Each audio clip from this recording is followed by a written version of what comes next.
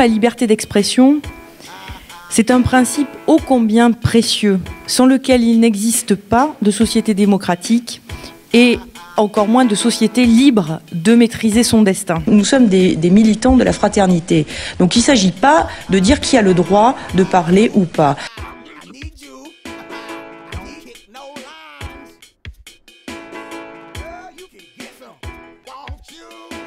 Vous n'avez pas les t-shirts cette fois? Vous ne lisez pas le texte, vous posez une question. Alors je pose ma question. Excusez-moi, c'est pas une tribune où chaque organisation vient. Chacun pose sa question. Je suis désolé. Vous avez des questions en lien avec le débat pour les orateurs, je vais répondre. Si vous ne pas d'accord, alors, vous avez récemment porté atteinte à un droit fondamental de la démocratie, à savoir la liberté d'expression.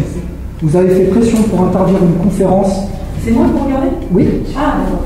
La Mitra Bordeaux et vous avez fait pression pour interdire une conférence traitant du régime colonial israélien.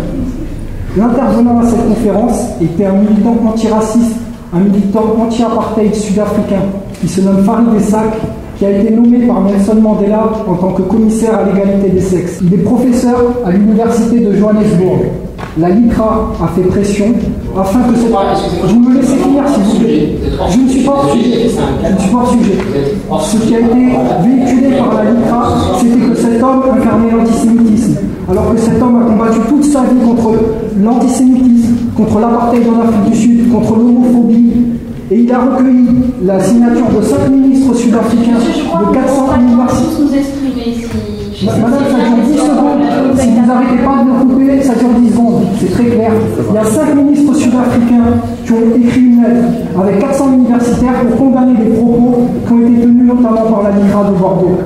Donc, le directeur de l'IEP lui-même a respecté le principe de la liberté d'expression et a permis que cette conférence se tienne à l'IEP. Donc on est au cœur du sujet d'aujourd'hui. Vous prétendez lutter contre l'antisémitisme, ce qui est très important, mais aujourd'hui, vous avez perdu de la crédibilité en amalgamant critique de la politique israélienne avec antisémitisme. Et donc aujourd'hui, notre question elle est simple.